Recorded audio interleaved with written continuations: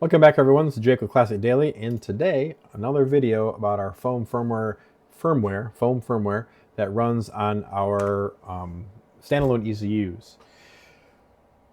Okay, so today we're going to talk about cranking.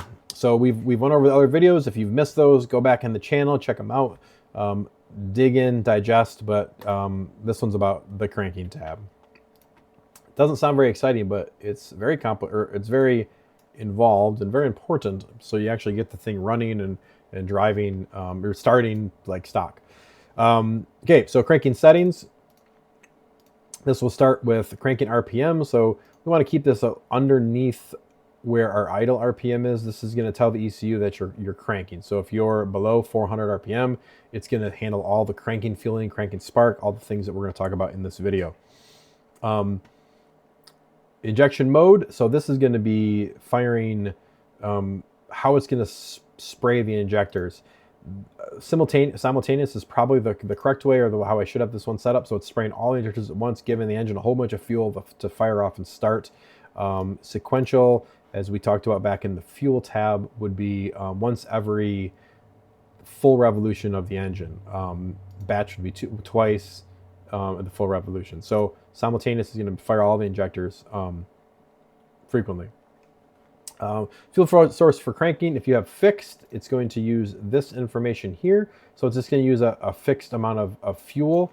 If you are using fuel map, it's going to be you working off of your VE table. Fixed works fine. They both work fine.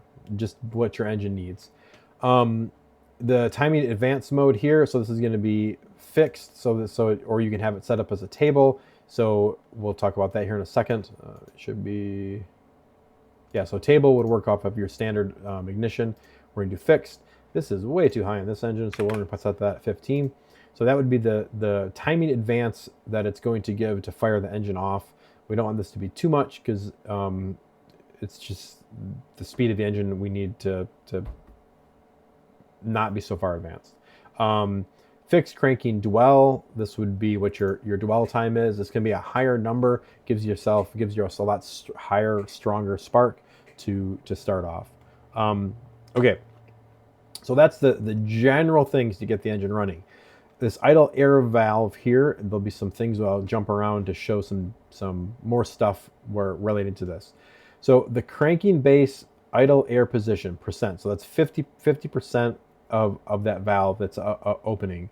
Now, if you have an electric throttle body car, it's going to be 50% of the full idle amount that you've given it. And we'll explain that in another video. But that's going to be how much it opens that valve up. Now you can then, get ahead of myself. So your after cranking, this is the taper. So this is engine cycle. So this would be 30 full engine cycles, which in a 4-stroke engine, 720 degrees.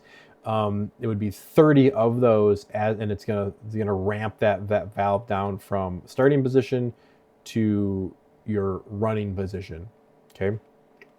So override cranking, idle air control valve, coolant multiplier. So this would be, if we had this set to false, this is going to use the standard idle coolant temperature modifier. If we have it set to true, we're going to have this table. So if I set this to false, let's see, that table is grayed out. You can't even look at it. So this would mean that as the engine is colder temperature, it's going to this multiplier is going to make this number bigger. So you could either use the multiplier here in cranking, or you can use the multiplier that's already in idle, which we'll talk about which we've talked about in another video. But if your engine needs a lot more air and you want to be able to be a little bit more precise with just the cranking air that it's getting, then you can use this one here. Okay. And then look at, you can also use a table for this taper. I don't have it set up in this car, but it would be a very similar thing. This is going to be coolant temp, and this would be your multiplier. So for now, we're going to set that at 1. Let's say we have the coolant temp at -40, and we'll go up to 100 C. And if you have the paid version of Tune Studio, you can select it and hit this little button here, and it's going to slide in between. But in this case, it's all the way across at 1, so we could change how long it ramps down if it's really cold. So if we could take this and kind of bring this up, and you could smooth that as well. So what that's going to do, let me explain kind of the logic here, what's going on, is when it's colder, it's going to take this number here, it's going to make it higher. So in the case at 40C, it's going to be 10% higher.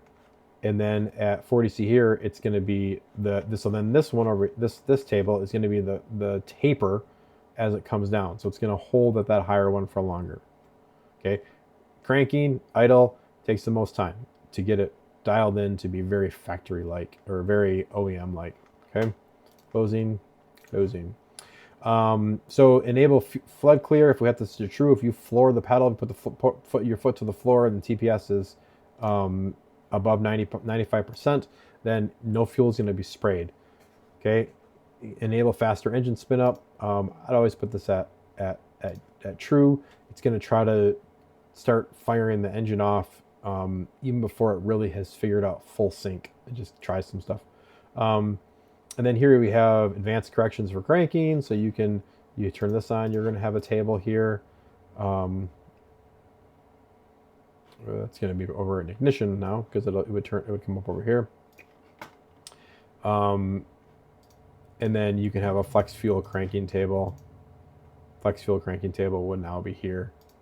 So you could have it. So flex fuel, as ethanol content higher, it's going to give it a ton more fuel because ethanol doesn't light off the same as gasoline. Again, these are some more advanced settings based on your setup. You can play around with it, but to get you going, that's the cranking tab, and that should get us moving onward to idle, which is a whole nother avenue. So again, look at the old videos, look at the future videos, digest, get them all in there, and check out some of the other videos that we either have coming or have already came out based on when you're watching this for real case scenarios on the dyno to tune a car. So thanks a lot, guys. If you have questions, comment, join the Fome Discord, or email me, jake@classicdaily.net. Check my website, classicdaily.net, and we'll see you next time.